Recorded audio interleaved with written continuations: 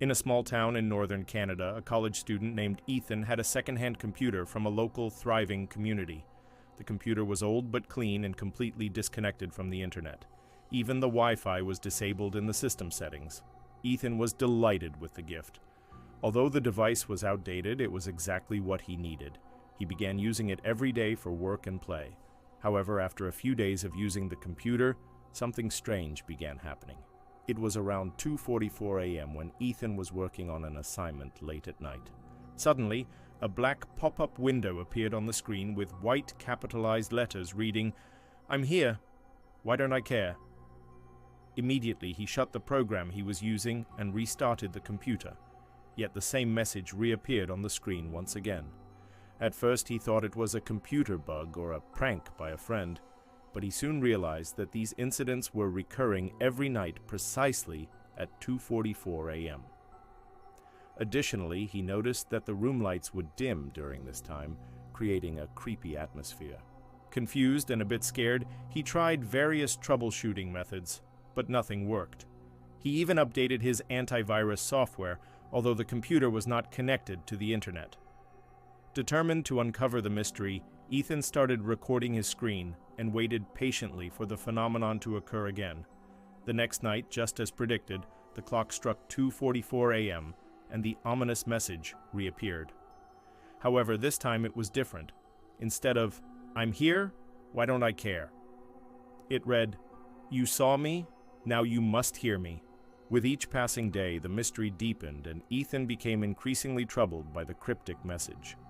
He couldn't shake off the eerie feeling that someone or something was trying to communicate with him through the computer. To put an end to this mystery, he decided to take action. He reached out to his friend Liam, a self-proclaimed cyber expert, and showed him what had been happening. Together, they checked the computer's settings, scanned it for viruses, and looked for any hidden programs that could be responsible for the messages.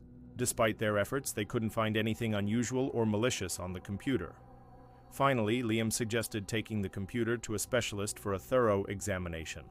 At the repair shop, the technician ran several tests and checked the hardware thoroughly.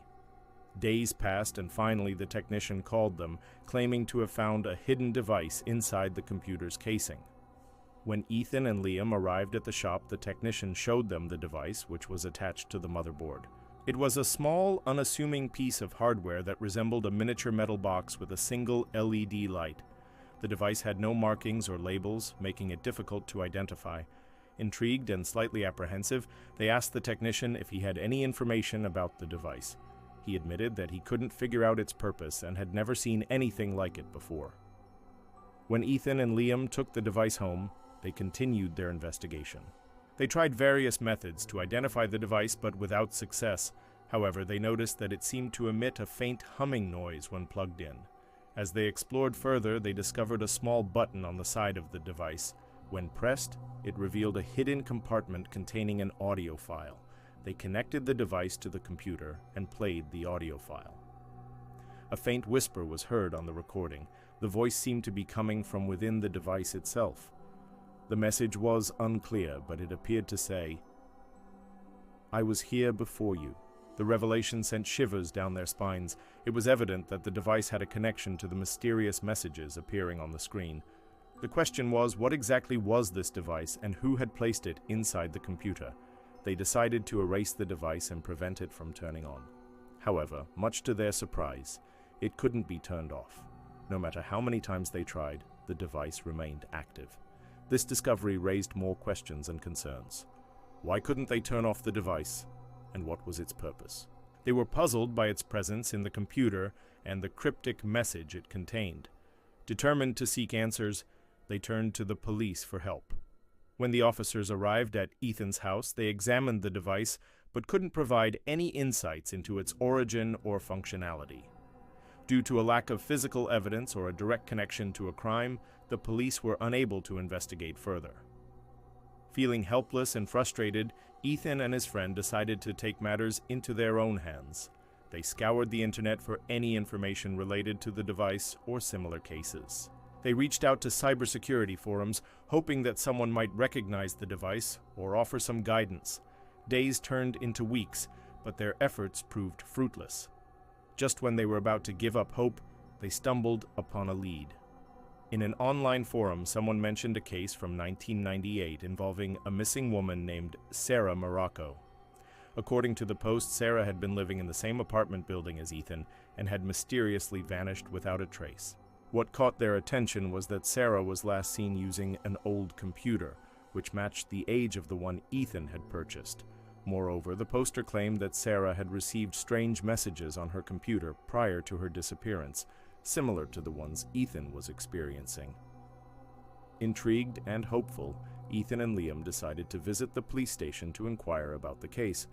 The officers provided them with Sarah's photograph and some details about the circumstances surrounding her disappearance. The more they learned about the case, the more convinced they became that there was a connection between Sarah and Ethan's computer. With renewed determination, they delved deeper into Sarah's story. They discovered that the police had investigated every possible lead, but the case had gone cold. Sarah's family had long given up hope of finding her, believing she had simply run away. However, there was something that didn't add up. Why would a woman disappear without any signs of foul play and leave behind her entire life? Determined to uncover the truth, Ethan and Liam decided to retrace Sarah's steps. They visited her former workplace and spoke to her friends and neighbors, hoping to find someone who might have known something about her disappearance. During their investigation, they learned that Sarah had been a computer programmer and had worked on several top-secret projects for the government. This revelation added a new dimension to the case, suggesting that Sarah's disappearance might not have been a random event. As the pieces of the puzzle began to come together, Ethan and Liam realized that they were dealing with a conspiracy that went deeper than they had imagined. They uncovered evidence that pointed to a shadowy organization known as ECHO, which was involved in developing advanced technology for government agencies. The name ECHO sent chills down their spines as it echoed the name of the mysterious device they had found in the computer. Could there be a connection between the two? With the support of the police, they delved deeper into the world of espionage and secrets, determined to uncover the truth behind Sarah's disappearance and the sinister messages plaguing Ethan. The investigation led them to a secluded research facility on the outskirts of town, where they discovered shocking evidence that connected Sarah, the device, and the mysterious organization known as ECHO. The closer they got to the truth, the more danger they faced as they uncovered a web of deceit, betrayal, and hidden agendas. In the end, the fate of Ethan and his friend hung in the balance as they confronted those responsible for Sarah's disappearance and the dark secrets behind the device. Now, months after selling the computer, Ethan's new place felt empty and lifeless compared to his previous apartment. While the messages on the old computer had ceased, he couldn't shake off the eerie feeling that someone or something was watching him. Then the phone rang, jolting him out of his thoughts. On the other end of the line was the person to whom he had sold the device. His voice trembled as he explained that for a week now, every day at 2:44 a.m., the screen of the old computer displays his name. Terrified, he inquired why Ethan had sold him such a cursed item. Receiving no response, he continued, saying that the messages related to heavy weapons and tanks. Unable to endure the fear, he returned the device to Ethan. But now the man couldn't stop thinking about the messages. Every night he dreamt of the whispering sound coming from the device. And every night, waking up from sleep, he heard a faint voice coming from an unknown location in his room whispering, "I'm still here." So this was a true story. The report was filed in 2021 in British Columbia. But in the end, today, there's no explanation. So guys, if you liked this story, support us by subscribing to DarkCase Files, because the stories we tell are not fiction. They're reality hidden deep in the dark. Don't forget to like the video and subscribe to the channel to receive all that is new.